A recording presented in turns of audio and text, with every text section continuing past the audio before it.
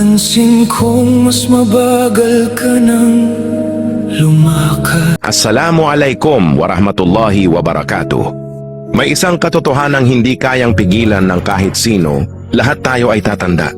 Pati ang dalawang taong minsang inakala nating hindi kailanman mapapagod, ang ating nanay at tatay. Nung bata tayo, akala natin normal lang na lagi silang malakas. Normal lang na sila ang unang gumigising at huling natutulog. Normal lang na kaya nilang buhatin ang lahat, ang ating mga pangarap, ang ating mga problema, at maging ang sarili nating kahinaan. Hindi natin nakita ang mga gabing tahimik silang umiiyak dahil walang sapat na pera. Hindi natin narinig ang mga buntong hininga nila kapag iniisip kung paano tayo mapag-aaral. Hindi natin alam kung ilang beses nilang isinantabi ang sarili nilang pangarap para lang maibigay ang mga pangangailangan natin. Habang lumalaki tayo, unti-unti silang tumatanda. Habang abala tayong buuin ang sarili nating buhay, unti-unti namang nauubos ang lakas ng mga taong bumuo ng atin. Darating ang araw, mapapansin mong nanginginig na ang kamay ng tatay na dati kayang buhatin ka sa isang balikat. Makikita mong mabagal nang maglakad ang nanay na dati kayang tumakbo kapag narinig kang umiiyak. Ang mga mata nilang dating malinaw ay unti-unti nang lumalabo. Ang pandinig nilang dati kayang marinig kahit mahina mong tawag ay kailangan ng ulitin ng ilang beses. At ang isip nilang minsang kabisado ang bawat detalye ng buhay mo ay unti-unti nang nakakalimot. Sa puntong iyon, marami ang nagsasabing ang kulit na nila, paulit-ulit na lang. Ang hirap na nilang alagaan. Pero ang tanong, noong ikaw ba ang paulit-ulit na umiiyak tuwing hating gabi, nagsawa ba sila? Noong ikaw ang paulit-ulit na nadadapa habang natututong maglakad, pinabayaan ka ba nila? Noong ikaw ang hindi pa marunong kumain, magsalita o kahit magbihis, sinabi ba nilang napapagod na sila? Hindi. Dahil ang pag-ibig ng isang magulang ay hindi sinusukat sa pagod. Sinusukat ito sa kakayahan nilang ibigay ang lahat, kahit wala nang matira para sa kanilang sarili. Ngayon, sila naman ang mabagal. Sila naman ang makakalimutin. Sila naman ang nangangailangan ng aakay. Handa mo rin bang gawin para sa kanila ang ginawa nila para sa iyo? Hindi nila kailangan ng marangyang bahay. Hindi nila hinihingi ang mamahaling regalo. Hindi nila inaasahan ang malaking halaga ng pera. Ang gusto lang nila ay maramdaman na hindi sila pabigat, na mahalaga pa rin sila, na may anak pa rin tatawag sa kanila kahit walang kailangan. May anak pa rin yayakap ng mahigpit. May anak pa rin hahawak sa kanilang kamay kapag nanginginig na ito. Minsan, isang oras lang ng pakikinig, mas mahalaga pa kaysa sa libu-libong pisong ibibigay. Isang yakap, mas nakakagamot kaysa sa anumang gamot. At isang simpleng, kumusta ka na?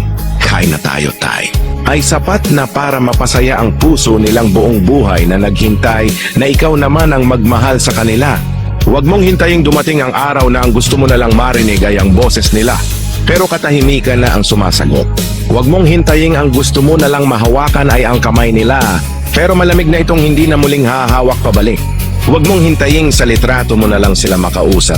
Habang umiiyak sa pagsisising, hindi mo na ibigay ang oras na noon ay kaya mo namang ibigay.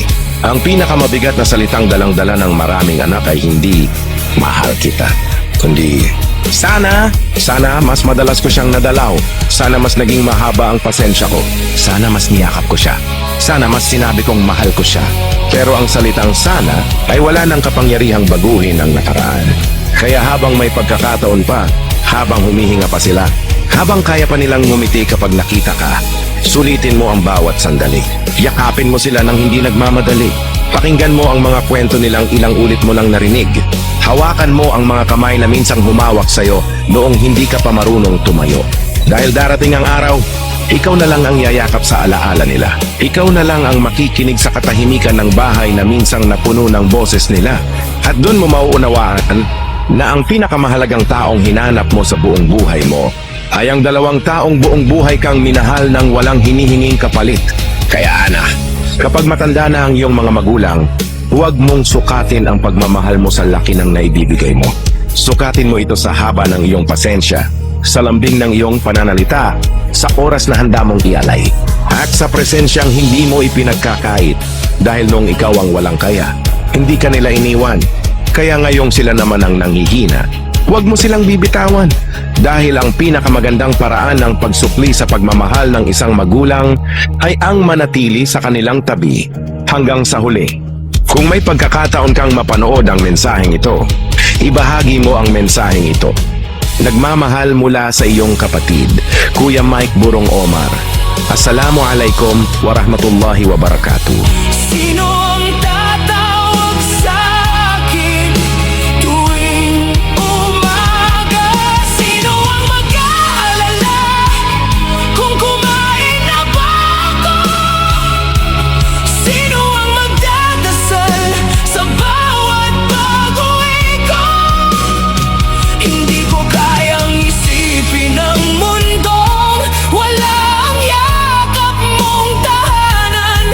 Kaya habang narito ka pa, hayaan mong sabihin ko,